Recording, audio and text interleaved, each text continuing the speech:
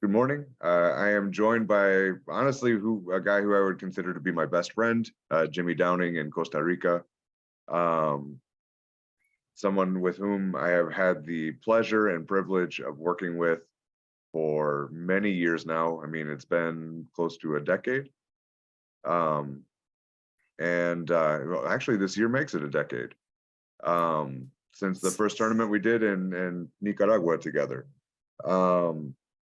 But Jimmy did recently join our team in El Salvador when we organized the Central American Jiu-Jitsu Championship there. We've worked together in 7 countries total now. And this man is a jack of all trades, a fisher, an artist, a chef, a jiu-jitsu fighter, a business owner, a world traveler, and just very accomplished person whom I respect a lot. Honestly, we should have done this interview when we were in El Salvador together, but we were too busy talking and having a good time. So, Jimmy, thank you so much for being here. Yeah, thank you, Seth. It's a pleasure for me always be able to work with you, and your projects are super fun, and we always make people happy around. Yeah, it's been honestly, I can't even think of how many people we've actually worked with between teaching seminars and running events and things like that. Literally hundreds and hundreds of people all around the world.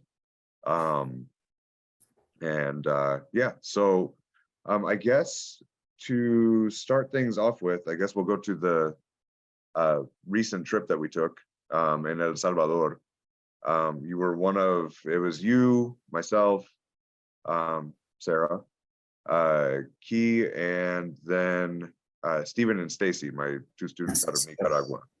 So that was our core group and one crazy Cuban driver. Yeah, he was really good heart and really good. Though it was like, it was meant to be. We need like a big truck or something to drive us, and that was the ones that I got like in the airport. So it just like worked really well for us. Yeah, no, I was really stressing out because we were in Honduras still. My Uber app stopped working like completely, and so like we couldn't figure out how we were going to get around and everything. So I mean, whenever you had sent me that message, I was really thankful, and I really do. I think that was a God thing. And especially the relationship. It's always like that. It's always like that. It's it happened. Things align, right. And then like we just even though we usually have to go through like something ridiculous. That's always on my part, man. I'm really sorry. I put you through a lot of stuff. Crazy. Yeah, it's always adventure. I know, like I have to be prepared, open to like everything. I never know what's gonna happen, like, but at the end we always accomplish our goals. So that's good. That's the important thing. Absolutely. But and so I don't know if I told you this, Yoandri, the driver, when we go back later in the year, he invited us for a Cuban asado at his house. He also said that we were the best group he's ever had. So yeah, it was a lot of fun. But anyway, so I guess going to organizing the event, I mean, we had a whole lot of things that came up against us at the last minute, like all the people that we had that were supposed to be coordinating to get the venue, the location. We were supposed to be doing the tournament on the beach because something else was closed down. And we had been planning that for months in advance. And within the last few weeks, the head of the Federación de Lucha, the wrestling, the Olympic Wrestling Federation, had traveled out to the Dominican Republic for like 3 weeks, and so wasn't even on the ground to coordinate stuff. And so we ended up on the beach, like depending on traffic, between 1 and 3 hours away from the capital, where we were supposed to hold the event. And it was another instance where things worked out. I had there were a bunch of academies. There's only like 5 in El Salvador, but they were all arguing with each other. There was some of them that were supposedly boycotting the event, and I got a message from Minor, who is one of my former students in Nicaragua that now lives in Canada, who had trained with these guys in El Salvador, and put me in contact with them. And then you went there, you arrived the day before us, and you went out to basically roll with them and work with them. And then they opened their doors for us to hold the event at their academy. So I mean, again, it's really another one of those things. A bunch of crazy stuff happens, and then it all just comes together. But what was your experience working with them, and what was it like when you arrived that night? So I was super tired because I was traveling, like I leave from the airport like 5 or 6 hours away, and then like I took a bus with my girlfriend to go to the airport. So we arrived like very early, and then we just get like late to El Salvador. So you told me, okay, and I have the idea, okay, like we can lose like days and time, and we need to put it together all this event, and knowing that there's things that was they were like, oh no, like we don't know, like these schools and these teachers, or how they what there are their relationships with between each other, the schools. So my idea was just like, the more academies that we can contact and share, it will be easier for us to put an event. So I go over there and I introduce myself. They already know who I was, and then we said like, we need like a place, like, because still like we have a place, but we didn't have a place. So it's, you know, it was like we don't know what was happening. So they offer us the place. Okay, you can do it here, and it was like meant to be, because they were already planning to do a internal competition over there, Right. and it was like very close to the dates, or almost the same dates. So it just worked perfect for us. You just like, okay, instead of doing like an internal competition, they just do it with all the other schools. And we thought these guys were like, you know, they were super open with us, Yeah. and it was a very strong team. So that worked us very well. So we started like inviting other schools, and yeah, the quality of their jiu-jitsu is pretty good over there. Yeah. That's cool. What's his So name? Fernando, the big dude. That dude was so yeah, strong. He flopped me on my back real quick. Like, I was really worried whenever I got paired up with him in the tournament. Like, I was like, that's the one dude that's bigger than me, right? Like, and he had yeah, just won like a judo competition that morning. yeah, he was crazy. He just went, competed judo, won, and then just come back to the tournament and yeah, fight you. I know it was gonna be a good fight. Yeah. Yeah, no, I know. Hey, leg locks for the win all day.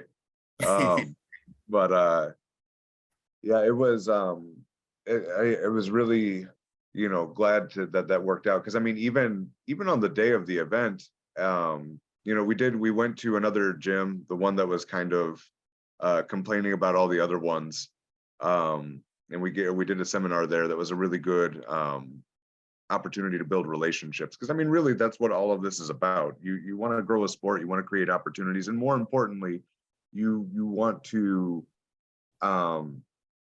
you know, share something and relate to people. And so that was a really good opportunity to meet with them and kind of ease them. And you know, they had a number of people that ended up showing up to compete. I think they even had one dude that won.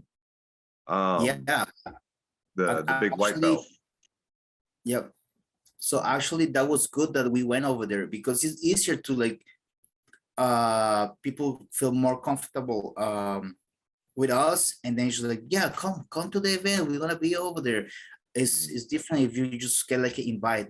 people like get scared. And also, like, we went there, we teach the seminar, free seminars, like a black belt and brown belt and other belts from other countries for free. And like, you're just like, yeah, let's go. Like, your jiu-jitsu is good. Like, let's share together. And that helped a lot. That Absolutely. You're building community, which is what we've been working to do this entire time, and but to the day of the tournament itself, I mean, even then, and just how quickly everybody surrounded everything to make sure that it went smoothly, because we were stuck in traffic, like really bad. Like it took us over 3 hours to get to the spot because everything was backed up, because it was like a holiday and a Saturday, and everybody was going out for like Christmas shopping, and there was like road construction, and it's like on that day when it wasn't supposed to be. So I mean, again, it's like all the obstacles go against us, and again, we just contacted Fernando. He contacted Tanya, who is the gym owner at 300 MMA there in where we did the event, and I didn't even know she was the owner. She was just there with a laptop when we arrived, and they'd already weighed everybody in, taken payments for us, and started organizing the brackets. And it's like we had just met these people, like you had met them. I hadn't even met them yet, in person, and they're they're holding it down. And on top of that, we had a whole bunch of people that arrived that we didn't expect to. I only expected one team from Guatemala. We ended up with 2. We had like 2 extra gyms that hadn't even registered, which next time, I mean, generally when we do these events, because they're usually much bigger than the one that we just had, if somebody doesn't register ahead of time, they don't compete, but this time around, it was the first one we had done. We still had over 40 competitors, which is not bad, especially given there's only 5 jiu-jitsu gyms in the country. And we ended up with, people from 4 different countries, actually competing and participating in the event. So, I mean, all of that was just a tremendous blessing to watch it come together. But I don't know, how was this event compared to the ones that we've done before in your experience? It was like more disorganized than the other a little bit, because it's just like we didn't know the people. I think we didn't have the control in this event, but at the end we have it. I think next time it will be way better organized, more schools, more students, and a lot of the competitor, the people who compete are going to know like what to do, when to like register, so it will make us easier. It's for a lot of people over there was like the first tournament and an international tournament. So it's like always, like when you're the first, like you have to kind of like educate a little bit the people, and then next time it will be easier. Every time it's going to be easier. So, absolutely. And then also we were building contacts. Now we have the contacts, so now it's easier to work. Absolutely. And we've already got 2 options for venues. We know the other thing is knowing where to do it. That was a terrible idea to try and do it out on the beach, because I didn't realize how far removed it was from everything and how bad traffic was. I mean, it's not like San Salvador is a huge city, but there's just a ton of people and the roads are very narrow. And so like getting anywhere just takes forever. So we've found a good spot that is on the outskirts of the city, that has plenty of mat space, and where we can actually control the entryway, because that's another part of the organization thing, is just being able to set up 2 tables that you need to get past these tables in order to go in, as opposed to everybody that floods in and then there's like a sea of shoes all sitting out on the side of the mat. Like it was, we're going to have something like a polideportivo, the same way that we've always worked in like Nicaragua previously. Yeah, I'm very excited. I think we'll have a lot more participation because everybody's very enthused after having participated in the first one. And we've got a number of people from Honduras that didn't make it this last time. And there's even a couple of schools outside of like my buddy Minor in Canada. His school is going to do like an open mat fundraiser to raise money to be able to send some Nicaraguan athletes. Nice. You know, just because, you know, it's really difficult for them to travel. But yeah, we're pretty excited. This is going to be, or this next one's going to be really good. And it felt really good to kind of break new ground and to look like back when we started in Nicaragua. I did my first tournament there in 2012. And then the next year, I think, is when we did our first Central American, which is where I met you. And at that time, there were only 3 gyms. Now there's over 25 around the whole country. That's 22 businesses that are now up and operating because, you know, we've grown a sport.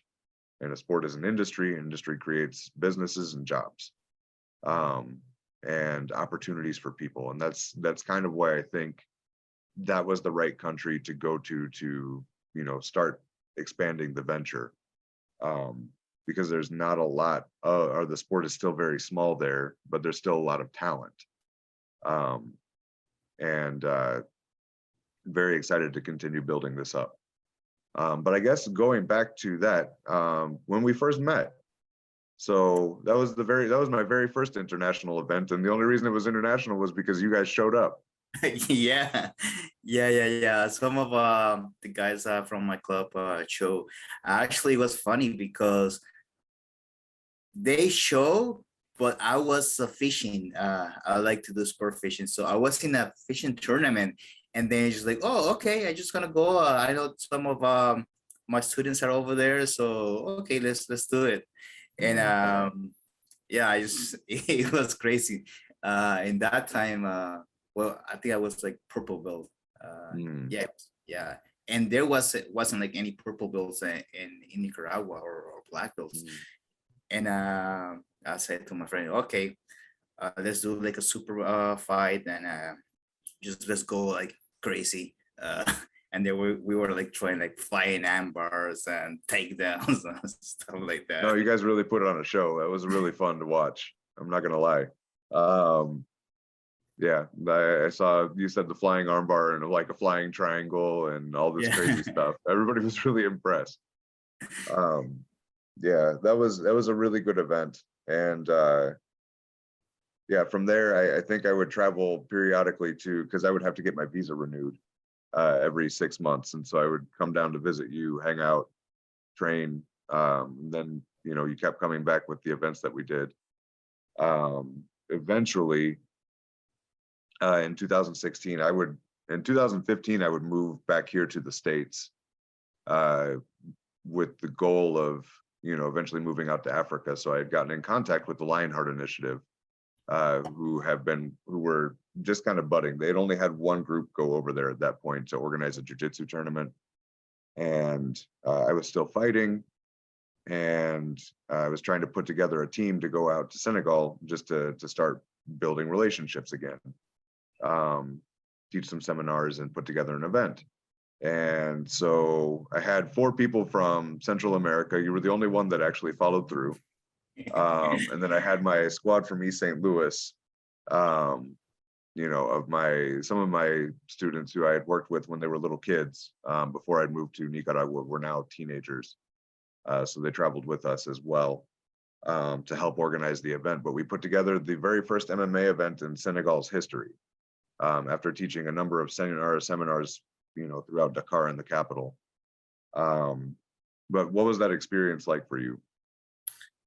For me, it was like amazing. Like, you know, met all these guys.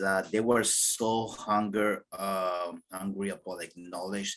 They were always asking, like, how I do this, how I do this. I want to be like in the UFC and all that thing. Like, and these guys were like so excited, and they just keep like working hard. Like, and now these guys are like beasts, and yeah, like some their dreams are coming true.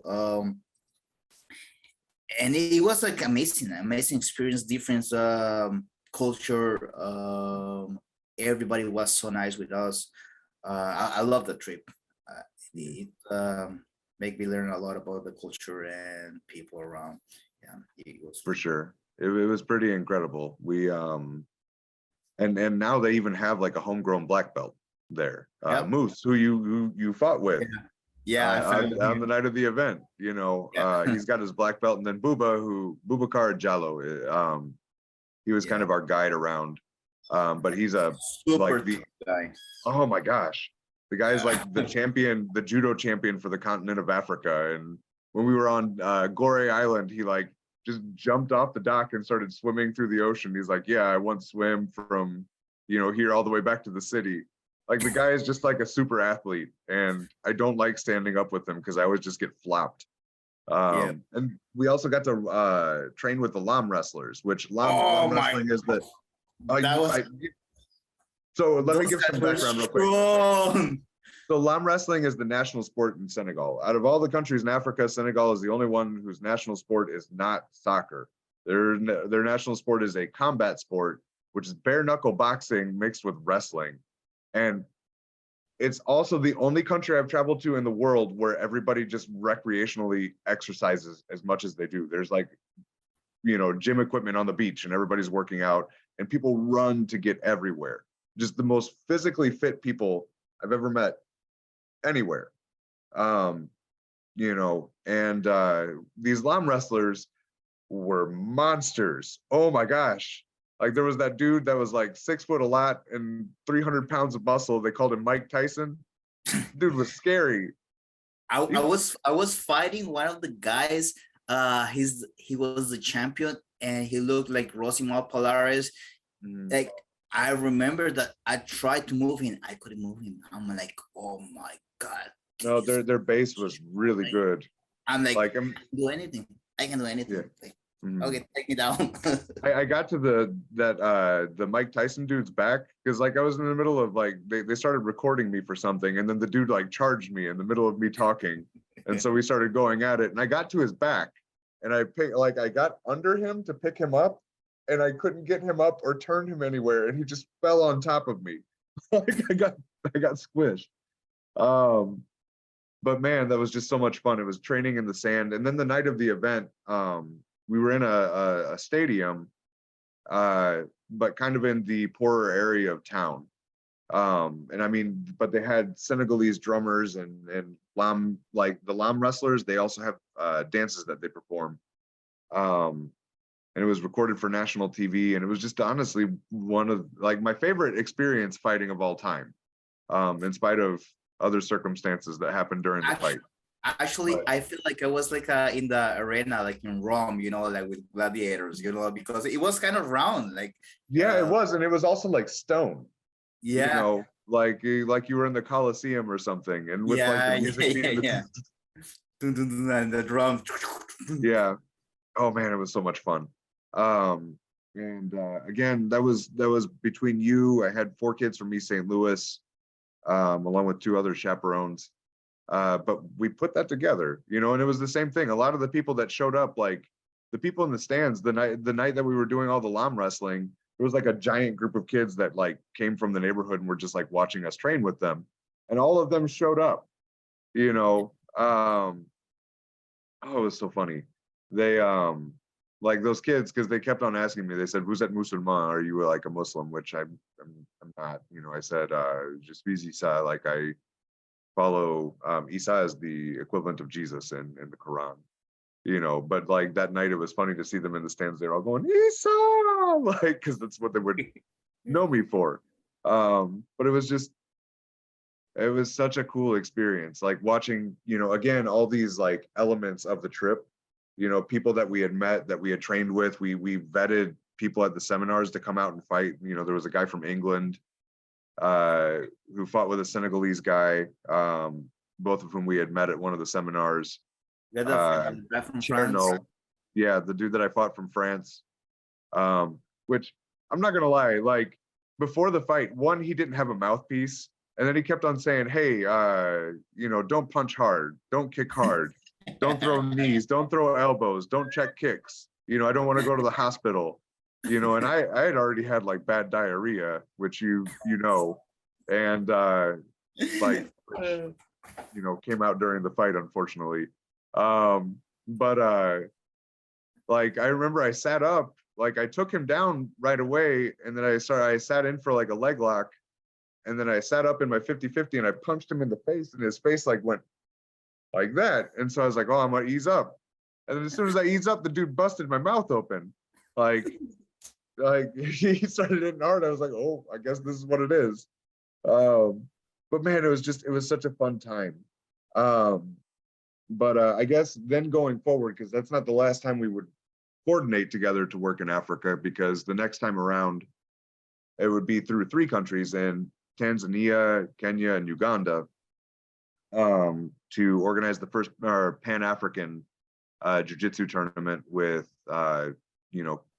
Kelly from Washington, D.C., and, the guys that came down from Sudan, and there were people from, I think, 17 countries that were registered to compete in that one. We unfortunately blew out a tire and got caught in a snowstorm and couldn't even make the flight. But you went out and kind of stood and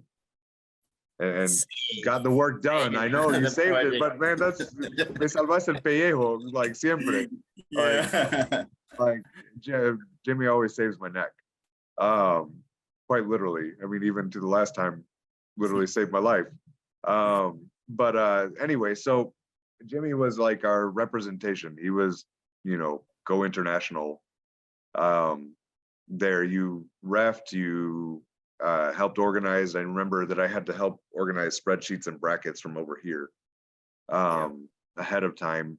But then you went out to teach all the seminars through Nairobi and in Kampala as well, which laid the groundwork for whenever myself and my students from East St. Louis did eventually make it down there a couple months later, and allowed us to build on the network that you had kind of laid out. But yeah, what was your experience in running that event or helping to run it? Of course, it was like amazing. At the beginning, like when I knew that you were coming, I'm like, oh my God, I'm alone here in Africa. And then like all these things like that I have to work on, and like I don't have like contacts, I don't have like idea what I'm doing, where I am, like but then like as always, everything aligned together and make it easy, and it just work. The tournament we did over there, we organized, it was amazing because like we have like all these different countries and athletes, and it was like the first time for a lot to compete, but they were competing internationally, like and they were so proud. They were going like so hard each other, because for them it was just like, yeah, it's my country. It's not like, oh, it's my academy. No, they are representing their countries. Right. And really good jiu-jitsu. And they have like, they were brave, like they have like, that desire of like compete. And it was amazing. Amazing see all these guys together, and even like they were like rival teams. They were like family, Right. everyone was enjoying. Right. And that's I think a really good point as well, is it's an opportunity for people to represent their country and their community with pride, and it's something that they take back. It gets reported in the media. We've had people who they win championships and they're posted, or they're interviewed on TV and magazines and radio when they get back home, because it's a big deal. Like international events are well, I mean, it gains notoriety, and then the other thing is just, again, forming community. So creating an environment where people are competitive with one another, but not in a malicious means, where they're not angry, but rather everybody's just looking to grow collectively, and to get better and to build friendships, which in a business sense, like one of the issues you always run into, which is the same thing we've run into literally everywhere we've gone. Like there's always gyms that are bad mouthing each other, because they're competing for the same share. They want the same market, and they're like, I just want a bigger piece of this. But whenever they realize that if they work together, they can grow the market, and everybody's portion grows as the market grows. You know, so if they work together to build the sport up, there are more people that come out to practice it. And that means that they have more clients to sustain themselves, you know, instead of trying to undercut each other and damage each other. And it's really, that's another thing that's really good to see. Or at international events where you have people who are from different countries that have tensions with each other, and they put that stuff aside. You know, there's like an element of creating peace in that. Yeah, everybody work really hard. They work very well like each other, and it was like super important, like have like all these different countries, because after that, then I don't know if they did it or yes or no, but I think they created like a African, like a committee, like of representation of jiu-jitsu in their countries. And I think like all the teachers, they teach each other, talk each others. So that was like really good, like For sure. for the jiu-jitsu. Like I think like we did an excellent job over there, and it just opened jiu-jitsu for a lot of these African countries. Absolutely. And it's, again, you're right, because they have held events since then. I know that there was recently one in Dar es Salaam in Tanzania, that was organized by one of the schools that participated in that event. Yeah, it was just really cool to see that still go through. I wish I could have been there. But I'm grateful that I've got you, who really, you're the most reliable person I know, like in every sense of the word. And